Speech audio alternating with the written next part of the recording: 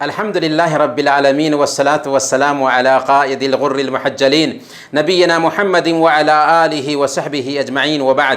پیارے بھائیوں اور بہنوں، السلام علیکم ورحمۃ اللہ وبرکاتہ۔ آج ہماری گفتگو کا ٹاپک ہوگا اپنے بچوں کو اجتماعی زندگی سے کیسے جوڑیں۔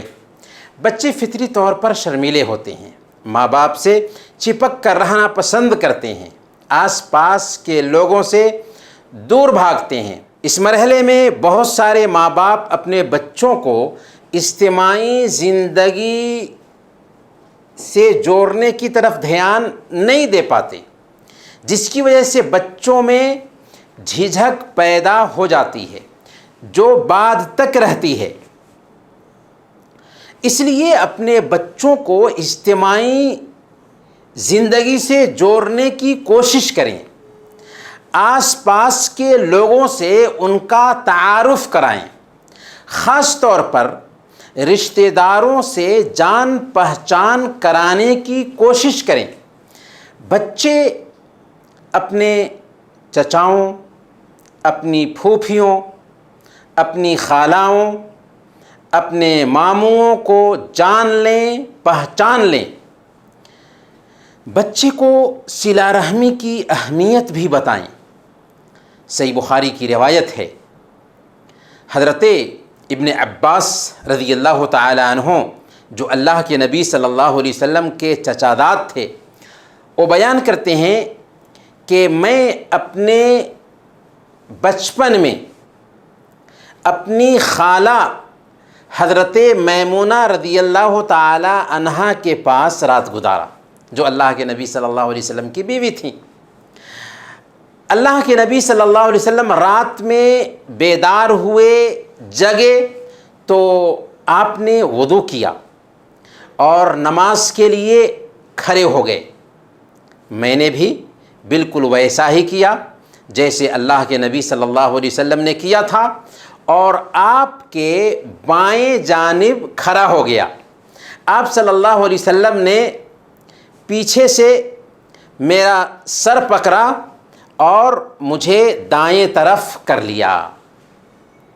تو اس میں اللہ کے نبی صلی اللہ علیہ وسلم کی تربیت کا ایک سنہرا انداز پتہ چلتا ہے، اور یہ بھی سمجھ میں آتا ہے کہ بچوں کو بچپن سے ہی تربیت دینی چاہیے۔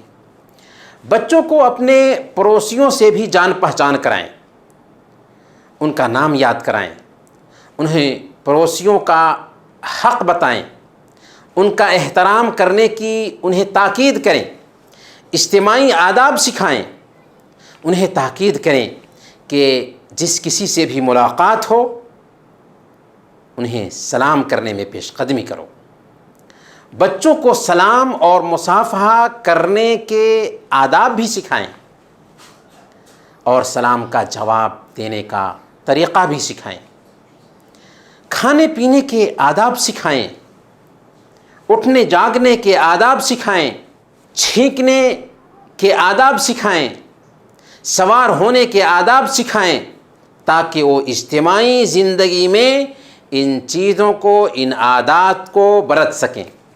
صحیح بخاری کی روایت ہے، حضرت عمر بن سلمہ رضی اللہ تعالی عنہ کہتے ہیں کہ میں بچہ تھا، اللہ کے نبی صلی اللہ علیہ وسلم کی پرورش میں تھا، اور کھاتے وقت میرا ہاتھ برتن میں چاروں طرف گھومتا تھا۔ اللہ کے نبی صلی اللہ علیہ وسلم نے مجھ سے فرمایا کہ بیٹے بسم اللہ پڑھ لیا کرو، اپنے دائیں ہاتھ سے کھانا کھاؤ، اور برتن میں وہاں سے کھایا کرو جو جگہ تم سے زیادہ قریب ہے۔ چنانچہ کہتے ہیں حضرت عمر بن سلمہ رضی اللہ تعالی عنہ کہ اس کے بعد میں ہمیشہ اللہ کے نبی صلی اللہ علیہ وسلم کی ہدایت کے مطابق کھانا کھاتا رہا۔ یہ صحیح بخاری کی روایت ہے۔ دوسرے نمبر پر بچوں کو اپنے ساتھ مسجد لے کر کے جائیں، اس سے بچوں میں سوشل لائف کا احساس پیدا ہوگا۔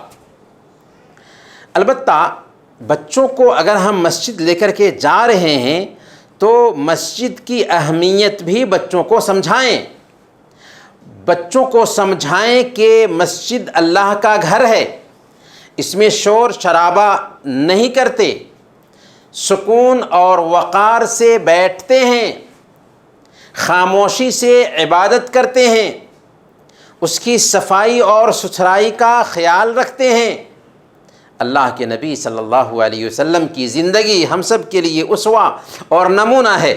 اللہ کے نبی صلی اللہ علیہ وسلم اپنے نواسوں حضرت حسن اور حضرت حسین رضی اللہ عنہما کو مسجد لے کر جاتے تھے، اور حضرت زینب رضی اللہ تعالی عنہ جو اللہ کے نبی صلی اللہ علیہ وسلم کی بیٹی ہیں، ان کی بیٹی امامہ رضی اللہ تعالی عنہ کو باضابطہ اللہ کے نبی صلی اللہ علیہ وسلم گود میں لے کر صحابہ کرام کی امامت کراتے تھے۔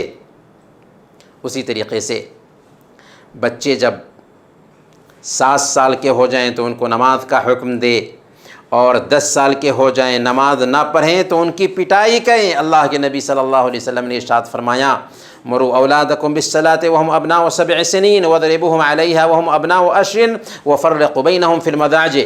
جب تمہارے بچے 7 سال کے ہو جائیں تو ان کو نماز کا حکم دو، اور 10 سال کے ہو جائیں اور نماز نہ پڑھیں تو ان کی پٹائی کرو اور ان کے بستر الگ کر دو۔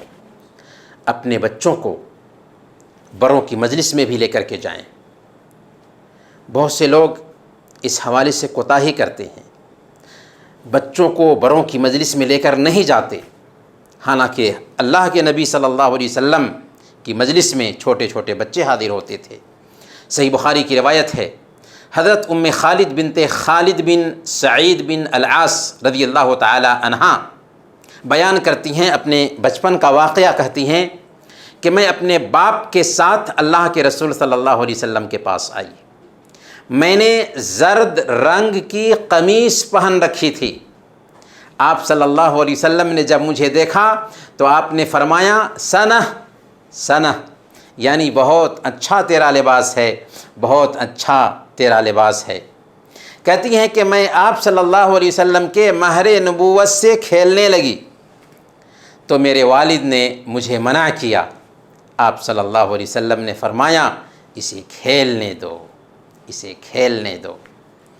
اسی طریقے سے صحیح بخاری ہی کی ایک روایت ہے، حضرت ابن عمر رضی اللہ تعالی عنہ بیان کرتے ہیں کہ ایک دن اللہ کے نبی صلی اللہ علیہ وسلم نے صحابہ کرام سے خطاب کرتے ہوئے فرمایا، ان من الشجر شجرۃ لا يسقط ورقها وهي مثل المؤمن، درختوں میں سے ایک درخت ایسا ہے جس کے پتے نہیں گرتے اور وہ ایک مسلمان کی مثال ہے۔ بتاؤ وہ کون سا درخت ہے؟ چنانچہ لوگ جنگلوں کے درختوں کے بارے میں سوچنے لگے۔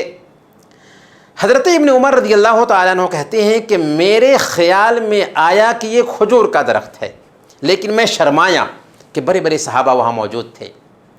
سب نے کہا کہ یا رسول اللہ آپ ہمیں بتائیے، مجھے سمجھ میں نہیں آ رہا ہے۔ چنانچہ اللہ کے نبی صلی اللہ علیہ وسلم نے فرمایا کہ یہ کھجور کا درخت ہے۔ حضرت عبداللہ بن عمر رضی اللہ تعالی عنہما بیان کرتے ہیں کہ مجلس برخاست ہوئی تو میں نے اپنے والد سے کہا کہ مجھے اس کا جواب معلوم تھا، میرے دل میں آیا کہ وہ کھجور ہے۔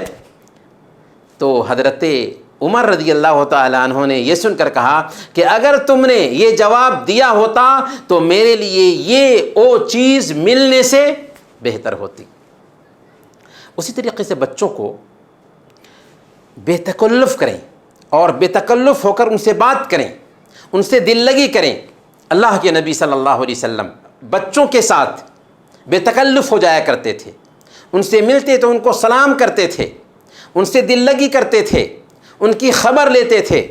صحیح بخاری اور صحیح مسلم کی روایت ہے، حضرت انس رضی اللہ تعالی عنہ کے چھوٹے بھائی تھے جن کا نام ابو عمیر تھا، ابو عمیر۔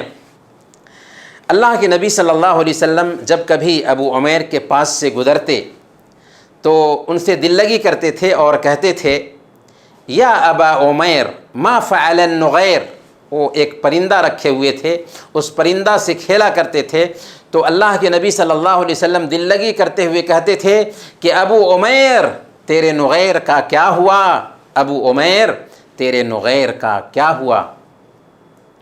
اسی طریقے سے بچوں کو ذمہ داری دینی چاہیے،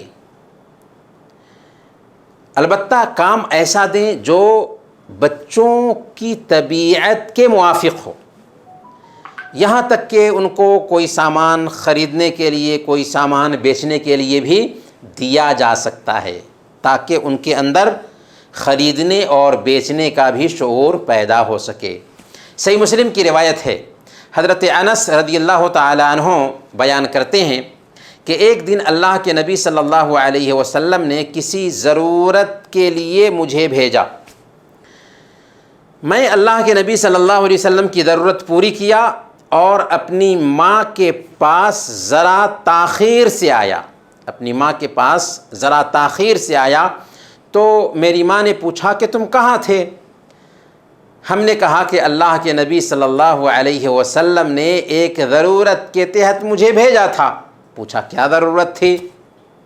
انہوں نے کہا یہ اللہ کے نبی صلی اللہ علیہ وسلم کا راز ہے، یہ اللہ کے نبی صلی اللہ علیہ وسلم کا راز ہے۔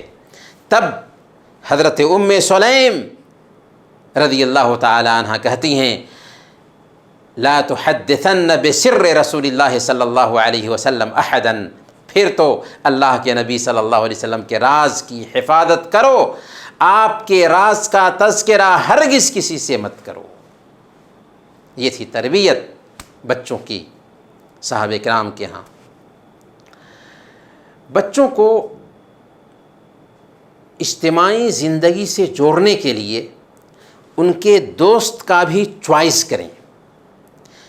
بچوں کی دوستی ہوتی ہے، لیکن دوستی ایسے بچوں سے ہونی چاہیے جو نیک ہوں، اچھے ہوں، اچھی طبیعت کے ہوں، کیونکہ اللہ کے نبی صلی اللہ علیہ وسلم کی حدیث ہے الرجل علی دین خلیلی فلینظر احدکم من یخالل، ایک بندہ اپنے دوست کے طریقے پر ہوتا ہے، اس لیے تجھے دیکھ لینا چاہیے کہ تم کس سے دوستی کرتے ہو۔ تو اپنے بچوں کو نیک بچوں کے ساتھ رکھنا چاہیے تاکہ ان نیک بچوں کے عادات کو وہ بھی سیکھیں۔ یہ کچھ باتیں تھیں اجتماعی زندگی سے بچوں کو جوڑنے کے حوالے سے۔ ہمیں امید ہے کہ ماں باپ اور بچوں کے گارجین اپنے بچوں کو اجتماعی زندگی، سوشل لائف سے جوڑنے کے لیے ان تعلیمات کو فالو کرنے کی کوشش کریں گے۔ اللہ تعالی ہم سب کے بچوں کو نیک اور صالح بنائے، آمین یا رب العالمین۔ وصلی اللہ علی نبینا محمد وعلی آلہ وصحبہ اجمعین۔